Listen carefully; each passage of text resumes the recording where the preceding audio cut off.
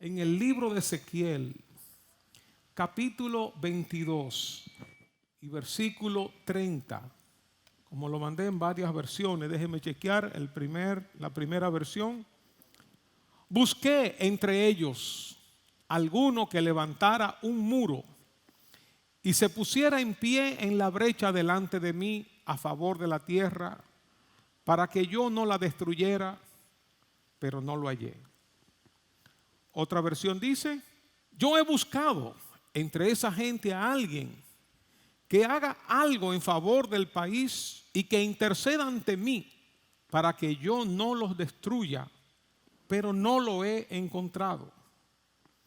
Otra versión: busqué entre ellos alguien que levantara un muro y se pusiera en pie en la brecha delante de mí a favor de la tierra, para que yo no la destruyera, pero no lo hallé. Yo busqué en vano alguien que fuera justo y pudiera interceder a favor de la ciudad, que sirviera como su protector, quien pudiera colocarse en la brecha y defenderte de mis justos ataques, pero no encontré a nadie. Vamos a pasar a la próxima, para leer la última, la próxima. Sigue. Yo he buscado entre ellos a alguien que los defienda, alguien que se ponga entre ellos y yo, y que los proteja como una muralla, alguien que me ruegue por ellos para que no los destruya, pero no he encontrado a nadie. Es una de las formas que hacemos cuando uno quiere tener más claridad de un texto. Uno lo examina en diferentes versiones. En esta ocasión, en el libro de Ezequiel, en el contexto se habla que el pueblo estaba viviendo en un gran deterioro moral, espiritual, y la mano de Dios estaba con ellos a causa de su pecado. El juicio de Dios pesaba sobre ellos. Y Dios estaba buscando a alguien que los defendiera, a alguien que intercediera. Estaba buscando un intercesor por ellos para que el juicio de Dios no los alcanzara. Por ejemplo, en el Salmo 106, versículo 23, dice la palabra de Dios: Él dijo que los hubiera destruido. Oigan esto. Él dijo que los hubiera destruido de no haberse puesto Moisés, su escogido, en la brecha delante de él, a fin de apartar su furor para que no los destruyera. Es decir, que por la acción de un intercesor, en este caso de Moisés, se evitó que Dios destruyera al pueblo. El Señor hace algo aquí sorprendente en el libro de Ezequiel que a mí me da un santo temor.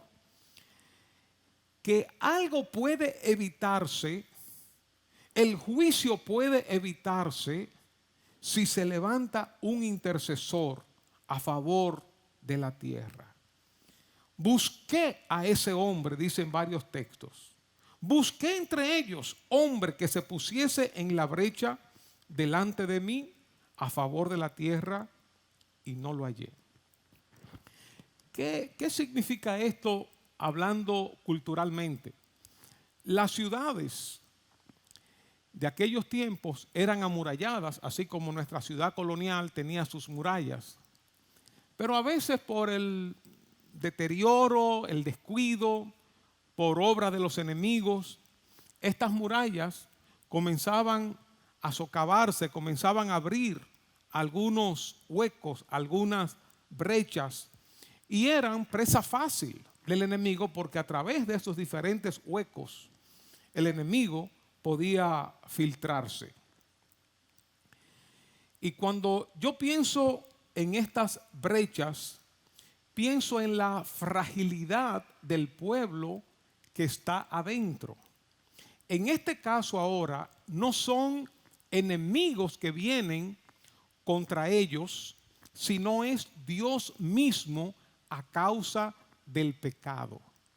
Es Dios mismo quien viene a juzgar el pecado de la gente. Su ira se ha encendido y Dios está realmente como enseña la palabra, enojado contra el pecador. Claro que Él ama al mundo, claro que Él ama al pecador, pero también dice la Biblia que nosotros éramos hijos de ira, al igual que los demás, cuando no conocíamos al Señor. Era como que la ira de Dios estaba sobre nosotros. Y es como si la venganza de Dios, el juicio de Dios, estuviera por entrar a la ciudad. Y Dios está buscando a personas que se coloquen en esa brecha, que se coloquen en esos huecos, que hagan vallado, que hagan un muro, que hagan una pared, que impidan que el juicio de Dios entre a la ciudad o entre a esas vidas. Esta es la labor del intercesor. Delante de mí, delante de Dios, a favor de la gente.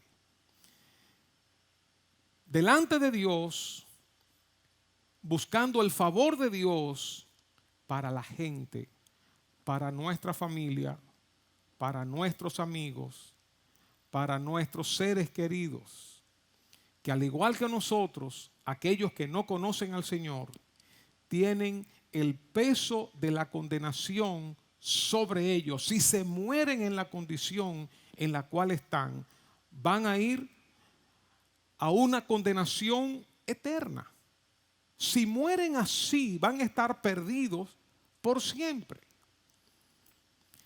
Y yo me pregunto, ¿quién está intercediendo a Dios por ellos? ¿Quién está haciendo vallado? ¿Quién está haciendo una pared? ¿Quién está haciendo un muro? ¿Quién está clamando a Dios por la gente que nosotros amamos? Aunque tú la veas muy, muy, muy perdida, para Dios no hay nada imposible. Que a veces hay personas que están tan perdidas que los familiares cristianos ni siquiera quieren orar, porque piensan que no hay solución para ellos. Y todos nosotros hemos escuchado de tantos testimonios de personas súper metidas en el fango. En días pasados escuché de alguien que era un transexual, que se vestía como una mujer y hacía de todo, y Dios lo salvó, y es un pastor. Y no solamente de esa persona, he escuchado de otros testimonios, tanto de homosexuales, de prostitutas, de drogadictos, de personas sumamente vanidosos, orgullosos, llenos de pecado, como muchos de nosotros andábamos antes, perdidos en el pecado y en la maldad. Y Dios ha tenido misericordia de nosotros. ¿Quién está construyendo un vallado, un muro, una pared a favor de ellos para que la ira de Dios no los destruya?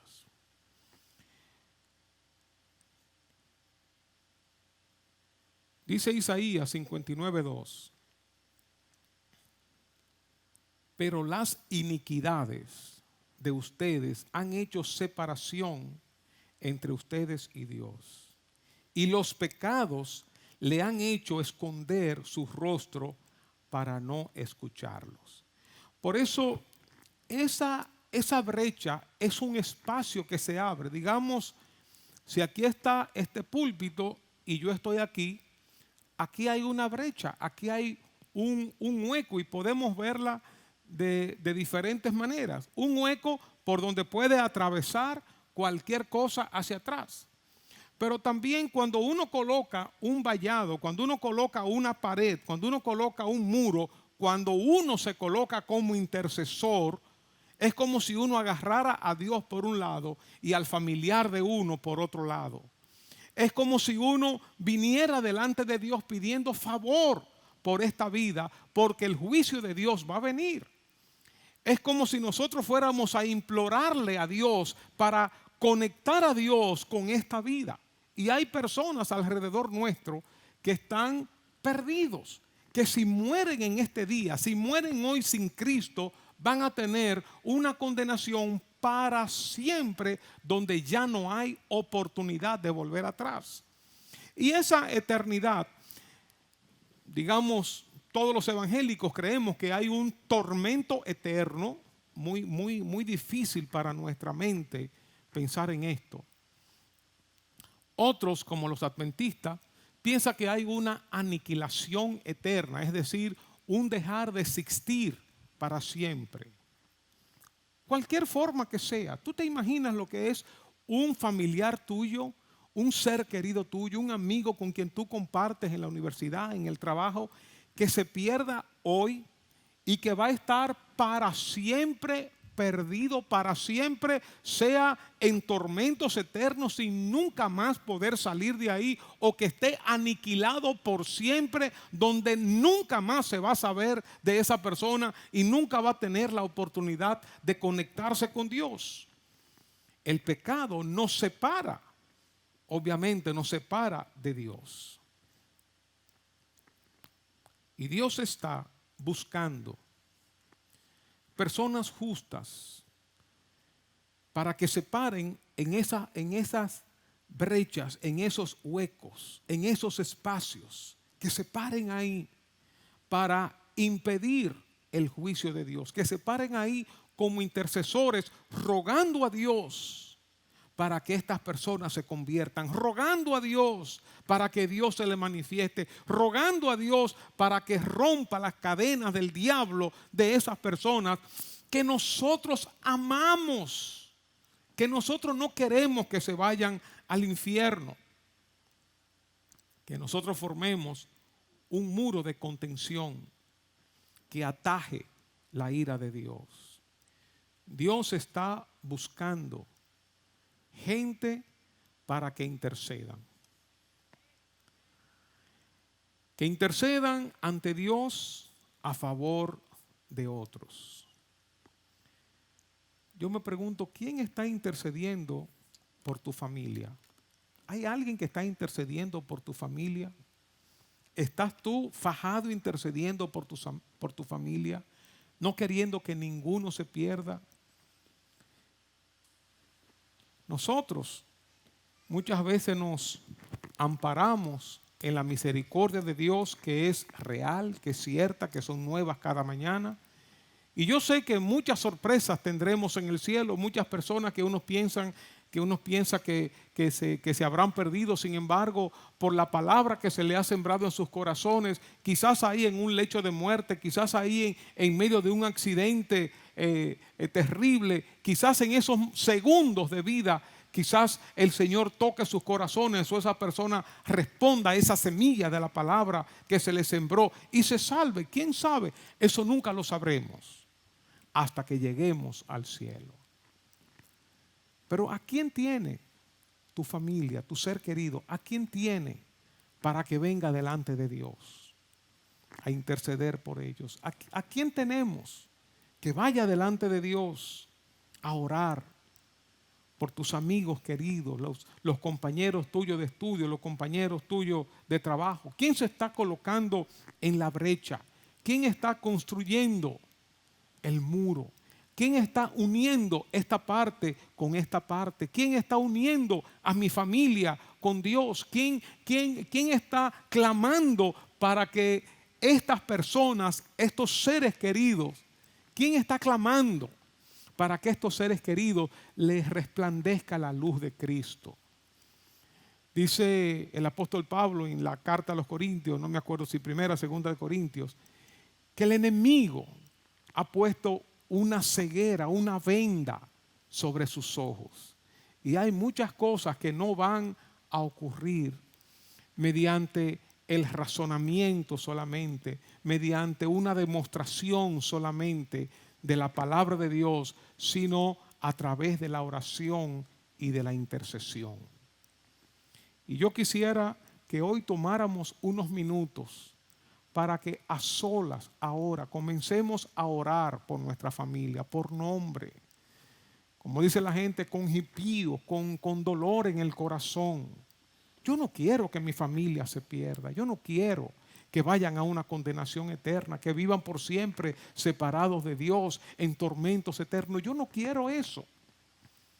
Por eso clamo por ellos. Pido a Dios por ellos, que haga un milagro, que Dios se les revele, que Dios obre en sus vidas.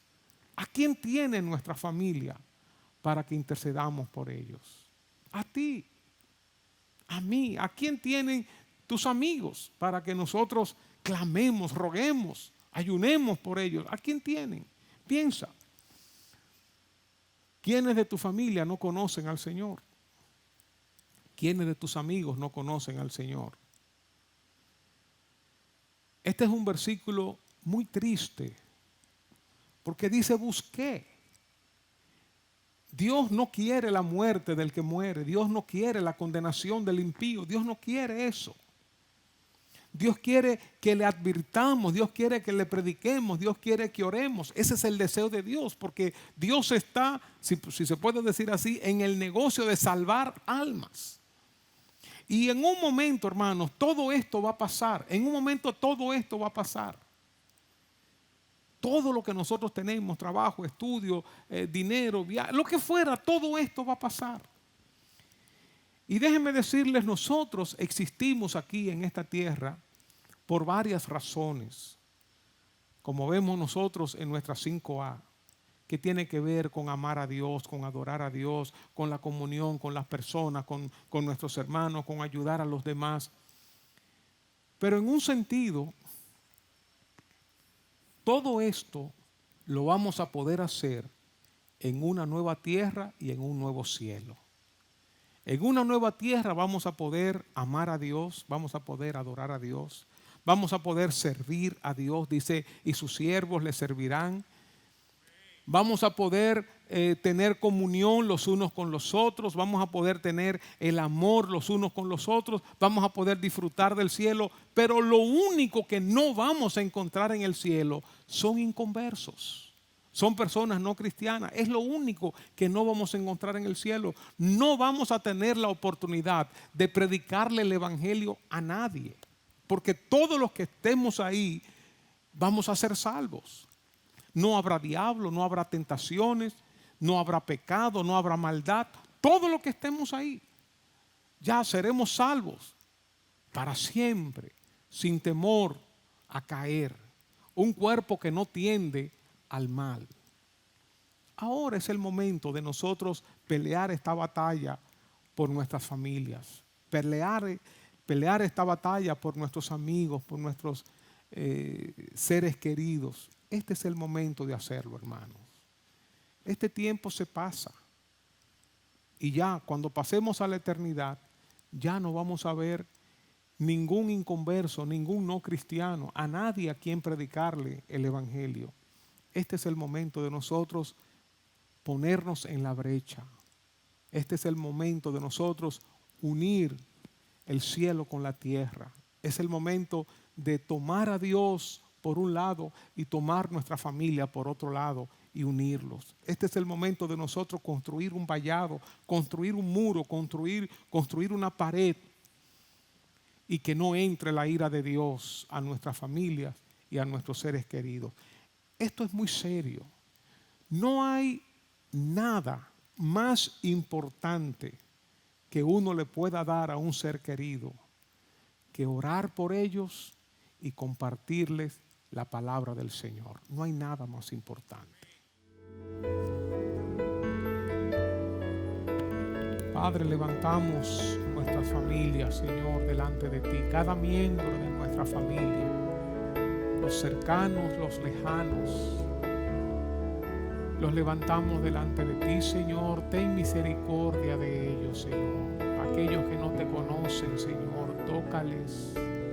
Sálvale, Señor, reprende toda obra del maligno, toda venda que el enemigo haya puesto alrededor de sus ojos, tapando sus oídos.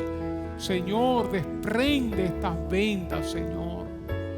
Revélatele, Señor, a sus mentes, a sus corazones. Mira nuestros seres queridos, tantos amigos que tenemos, personas con quienes compartimos en los trabajos, en las universidades, en las escuelas, vecinos. Oh Señor, ten misericordia de ellos. Nos paramos, Señor, en la brecha a favor de ellos, pidiéndote misericordia, Señor, que tu gracia los alcance. Señor, tócales, tócales, redargúyeles, Señor, que ellos te conozcan. Revélate a sus vidas, Señor, que ellos tengan un encuentro contigo como lo hemos tenido nosotros, que no se pierdan, Señor. Sálvale, Señor. Los levantamos delante de ti, Señor. Úsanos a nosotros o a quien tú quieras usar, Señor, para llevar tu palabra a estas vidas, Señor. Úsanos, úsanos. En el nombre poderoso de Jesús, Señor, abre sus ojos, abre sus oídos espirituales, que entiendan, que reciban la revelación tuya, Señor, que reciban revelación, que reciban entendimiento, que tú soples sobre ellos, Señor, y que nazcan de nuevo, Señor, que te conozcan como el único Dios vivo y verdadero. Rompe toda cadena de idolatría, rompe toda cadena de oscurantismo, toda entretención, todo lo que está turbando sus mentes, sus corazones. Oh Señor, aclara, aclara, Señor, tu voluntad en sus vidas. Clamamos a ti por ellos. Ten misericordia, oh Dios, ten misericordia, Señor. Quebranta todo yugo del maligno. Mira, Señor, aún todos esos elementos generacionales que han atado sus vidas, Señor, quita las escamas de sus ojos, Señor, quita los tapones de sus oídos, que reciban revelación tuya, así como nosotros hemos recibido revelación tuya, Señor. Clamamos a ti por ellos, en el nombre poderoso de Jesús. Amén. Amén. Todos han recibido estos dos materiales, un material de las 4 leyes espirituales y un material sobre las 4 verdades que todo ser humano necesita saber. Este material es básicamente el mismo. Lo único que en el volantico está resumido y en el otro, en las 4 leyes, está ya un poquito más ampliado con los textos bíblicos ahí colocados. Como siempre decimos, tenemos las 4 leyes disponibles para todos nosotros y es una forma muy práctica de uno compartir la palabra. Como ustedes saben, hay muchas estrategias, muchos métodos, muchas formas de compartir la palabra, pero esta es una de ellas, que uno hasta se puede aprender los enunciados de memoria, o por lo menos la idea de cada enunciado. La primera ley, si ustedes la ven ahí, habla de que Dios te ama. Y comienza con una nota positiva. Dios te ama y tiene un plan maravilloso para tu vida. Y ahí se muestra el amor de Dios en Juan 3:16, el plan de Dios en Juan 10:10, y luego hace una pregunta diciendo por qué es que la mayoría de las personas no están experimentando esta vida en abundancia, por qué no sienten el amor de Dios en su vida. Entonces ahí uno pasa a la segunda ley, porque el hombre, el ser humano, es pecador y está separado de Dios. Por lo tanto, no puede conocer ni experimentar el amor y el plan de Dios para su vida. En la segunda ley, entonces se mencionan algunos versículos y se da una explicación de que el ser humano está separado de Dios a causa de su pecado.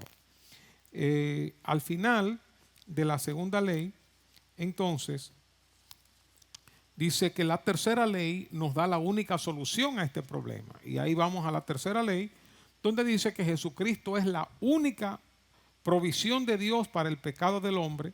Solo en Él puedes conocer y experimentar el amor y el plan de Dios para tu vida.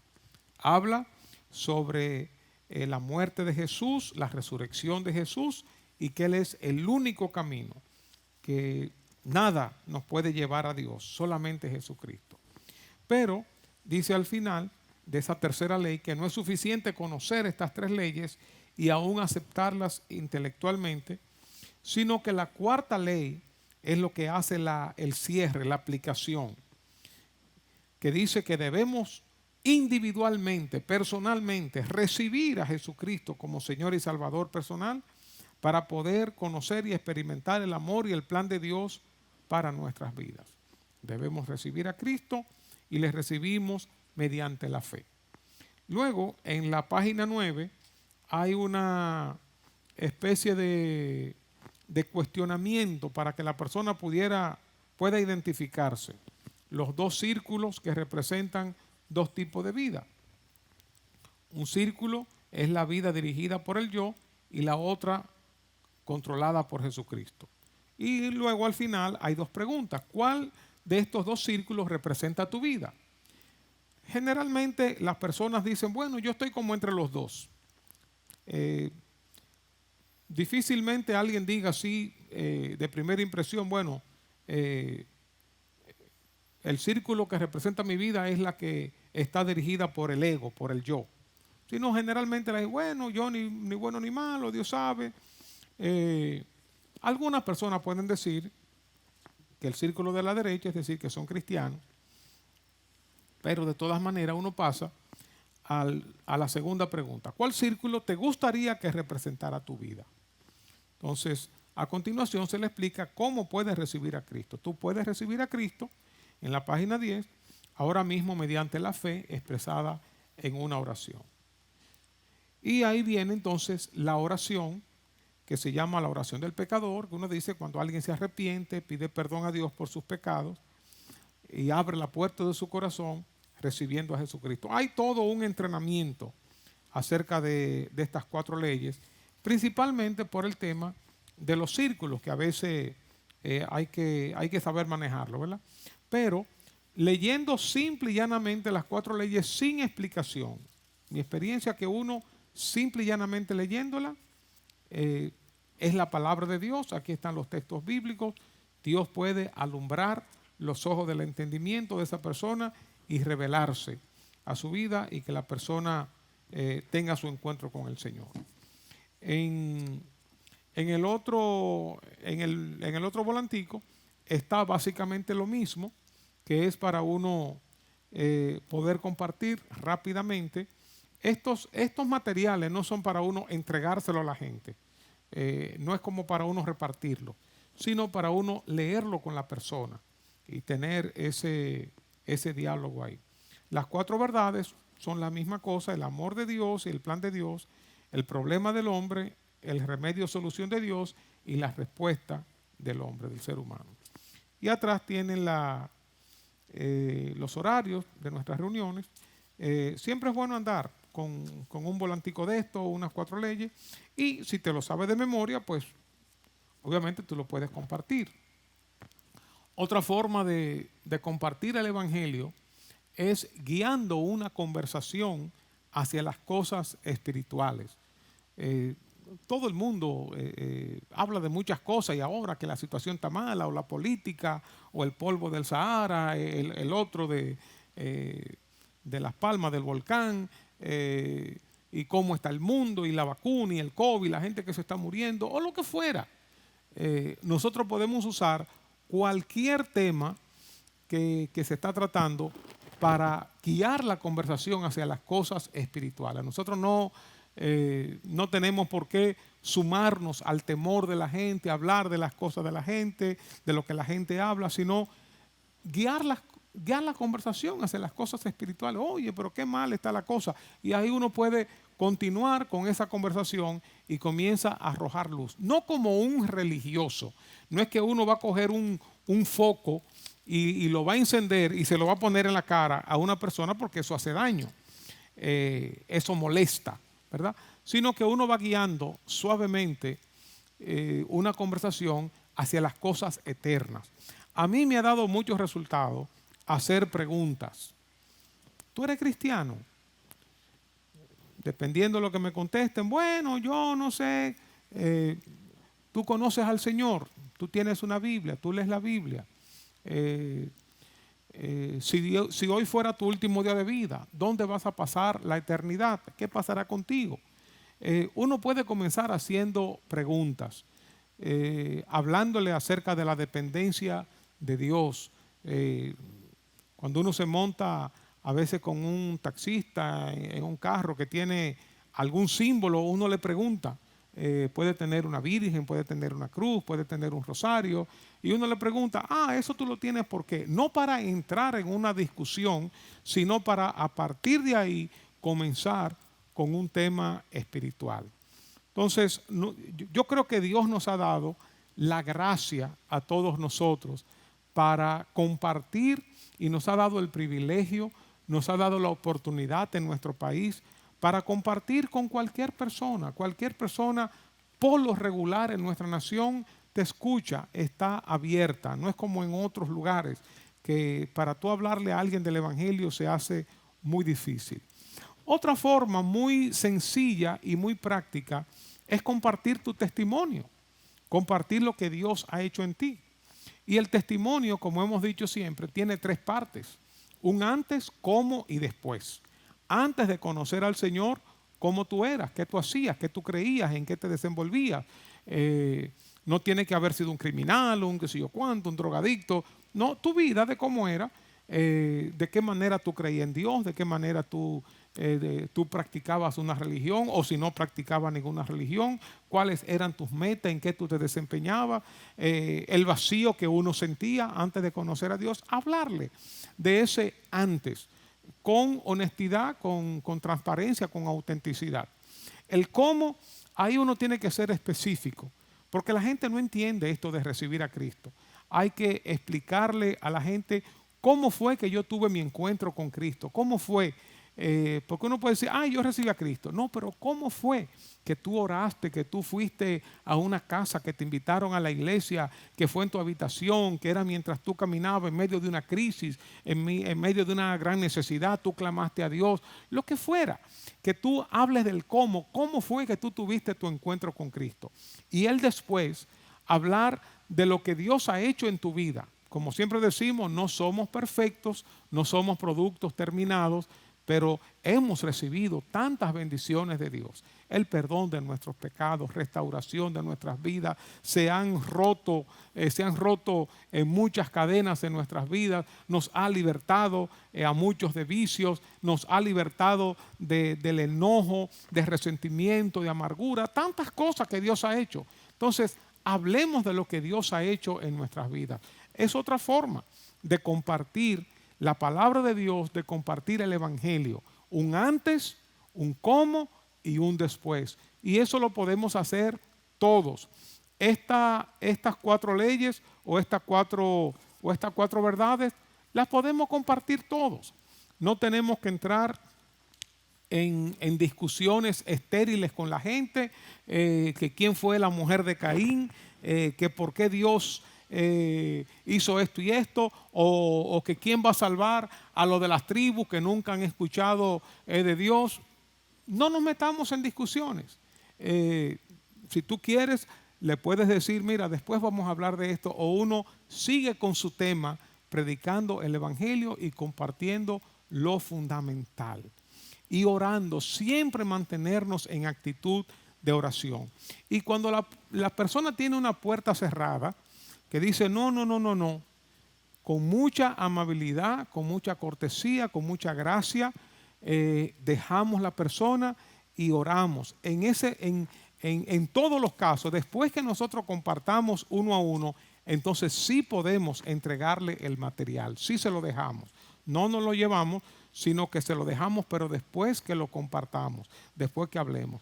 No cerremos las puertas con las personas, porque uno no sabe en qué momento el Espíritu Santo va a obrar, y esas palabras que tú compartiste, esas preguntas que tú hiciste, que si hoy fuera tu último día de vida, o ese testimonio que tú compartiste, quién sabe en qué momento el Espíritu Santo va a tomar eso para traer luz, para traer revelación y para traer inquietud. Así que compartamos la palabra. Si hay alguna pregunta, tenemos los micrófonos para ya al final, sea cualquiera de nosotros o yo, poder responder. ¿Alguna pregunta, alguna inquietud? Ok. Parece que no tenemos preguntas hoy entonces. Bueno, oremos siempre, cada vez que vayamos a compartir el Evangelio. Siempre estemos pendientes de las distracciones del enemigo. Estemos pendientes que hay una lucha espiritual. Piensa en ti. Algunas personas vinieron al Señor de una manera muy fácil, muy dócil, pero otros no.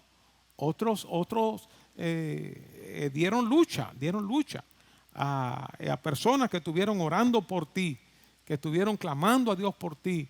Y quién sabe cuántas personas te llegaron a predicar antes que tú conocieras al Señor. Así que tengamos misericordia. Ya nosotros hemos conocido al Señor. Ahora nos toca a nosotros colocarnos en la brecha, colocarnos en esos espacios huecos y de esta manera, mediante nuestra intercesión, impedir que el juicio de Dios caiga sobre nuestros amigos y familiares. Conectar a estas personas con el Señor, con la gracia de Dios. Démosle la oportunidad de escuchar la palabra de Dios, de escuchar lo que Dios ha hecho en nuestras vidas. Algunos van a ser con personas conocidas, familiares, amigos, pero quién sabe a quién te va a poner a ti Dios en tu camino para que tú le hables. Siempre doy de ejemplo el caso mío, las dos personas que me predicaron o un grupo y una persona, a mí nunca nadie me había predicado y ellos no me conocían, me hablaron del Señor y yo los recibí. Estaba viviendo en mi mundo de pecado, en mi mundo de juventud. Sin embargo, el Señor tocó mi corazón. Así Dios ha tocado tu corazón también cuando otros te hablaron. Eso dice Rocío, que ella también los pone a orar y los pone a hacer esta oración. Señor, yo te recibo, yo te acepto, y perdona mis pecados. Y quién sabe lo que Dios hace. Yo digo que a veces para uno convertirse, uno tiene que atravesar varias puertas. Y uno no sabe cuál va a ser la última puerta. Pero una oracioncita que uno haga pidiéndole a Dios, una oración que uno haga, uno no sabe si se abrió una puertecita y ahí uno sigue encaminándose hacia el Señor. Nunca se me olvida, antes que estas personas me predicaron, nunca se me olvida que me invitaron a cenar en casa de unos misioneros allí en Santiago cuando yo vivía en Moca. Y yo me acuerdo ese hombre en una cena con mangú y cosas así sencillas, ¿verdad? Y riquísima. En esa cena, ese hombre oró a Dios y cuando ese hombre habló de Rafael, wow, yo me sentí mi nombre allá en el cielo. Se lo están mencionando a Dios. Y esa fue una puertecita que se abrió. Así que cualquier cosa que nosotros hagamos va a seguir empujando el reino de Dios en esa vida.